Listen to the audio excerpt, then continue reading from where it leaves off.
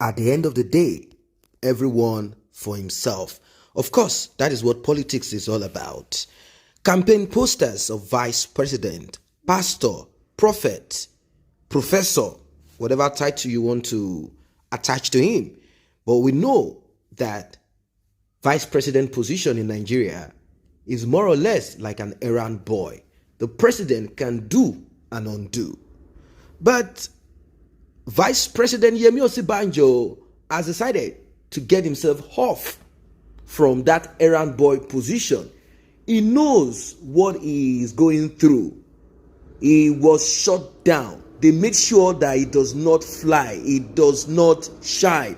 They made sure that he is nowhere to be found or seen, because the Northerners, who are the handlers of Major General Muhammadu Buhari, retired, the president of Nigeria, know fully well that Osinbajo is more intellectually okay, sound, cognitive reasoning is intact, and he has the charisma, and he would definitely outshine their president, Buhari. So they did everything to make sure that Osinbajo does not fly. Well, what we are seeing right now will shock a lot of people, and there are people that it will not shock. And what am I talking about? Well, it is the campaign poster of Osinbajo. Yemi Osinbajo's campaign posters are surfaced at some strategic areas of Ibadan, the Oyo State capital. The posters, which bear the portrait of the vice president, Osinbajo for all 2023, boldly written on them. According to some people who did some digging, and they observed that the posters were pasted at Dugbe, Mokola, University of Ibadan / Bodija Junction and Iwo Road, among other areas in the Asian metropolis. The vice president is being tipped to succeed the president. Major General Muhammadu Buhari, retired, who is billed to leave office in 2023. But Osinbajo has not publicly declared any intention to join the presidential race. True or false? Well, from the manner at which Osinbajo has gone ahead to praise and give accolades to Buhari, definitely everyone is thinking in that direction. And there is something else that might want to bother some people who are loyalists of BAT, Bola Ahmed Tinubu, the Jagaban of himself, the Jagaban of his lovers, mistresses, friends, whatever it is, or maybe of Lagos. It's going to be more or less like a betrayal, although Tinubu himself has not proclaimed, he has not made it public, he has not said it to the general public that I am running for 2023 presidential position. He has not said any of that, but we've seen several, arrangements here and there. We've seen several signs. We've seen people dancing, praising him. We've seen money being given to people to support him, and many, many other signs pointing to the aspiration, pointing to the ambition of Bola Ahmed Tinubu. If Bola Ahmed Tinubu brought in Osinbajo to be vice president, hoping to put a balance, he might be hoping and thinking that Osinbajo will do the same for him to take him to that next level. But let the truth be told, Bola Ahmed Tinubu is not fit for that position. We do not know the health condition of the vice president, but if the vice president is given that opportunity to take over, and he's not fantastically corrupt, because let us forget that pastor title and all of that, he might be overwhelmed. There are certain people who might want to take advantage of that. He might become strict as a result of that, pastor, and I'm a man of God, people know me, I'm not supposed to do this and do that. Do not forget that they accused him of flooding certain departments, sections with members of RCCG.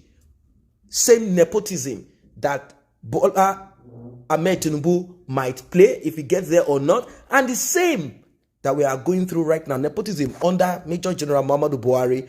It is a tough one. It is a tough one. People are not looking for 2023 anymore. What they are looking at and what they hope for and what they are fighting for is total disintegration of Nigeria. They want Nigeria to come to an end under this rule of Buhari and nothing more. It's a very tough one. In fact, it's a very hard nut to crack at this time. Is there going to be disintegration of Nigeria, or are we going to be pulled by force into 2023? Are people going to come out voting for Osinbajo or Tinubu? Who is going to get a ticket for APC? Is APC going to be broken into splinter groups, parties? Are they going to create APCC? Are they going to create APCD? What is going to happen? What is going to happen? Someone has to be given the ticket for 2023 from APC. The Southeasterners are also fighting, majority of them in PDP. Many of them are fighting to bring out someone. North and South are divided. The Southern governors they had a meeting and they declared, they are not begging, they are not asking, they declared saying, we are producing the next president.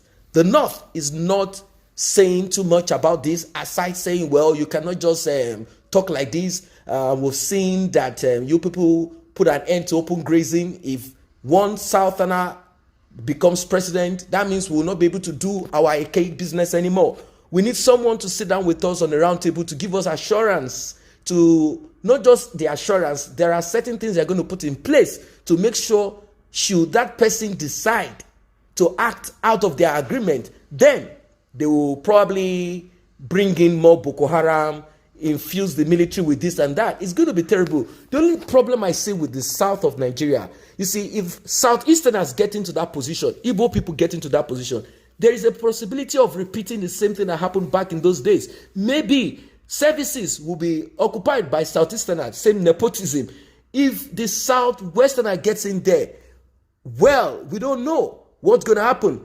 It seems the Southwesterners are still able to accommodate Southeast and the North somehow like that. It seems they're the only people. They are like the neutral, the go-between. They are like a kind of buffer in between. That's what I see. They are able to assimilate. If you look at the southwest of Nigeria, you will find people that are not Yorubas occupying positions in the ministries, in government parastatal. You will find them there. It is difficult to see that in the north or in the southeast of Nigeria. That tells you that there are certain regions, tribes in Nigeria who are more about themselves. They do not allow others to fully integrate with them. So if you look at all of this complexity, if there is no way out of this, what is the solution? Let us break Nigeria so everyone can be by themselves. Face your own business.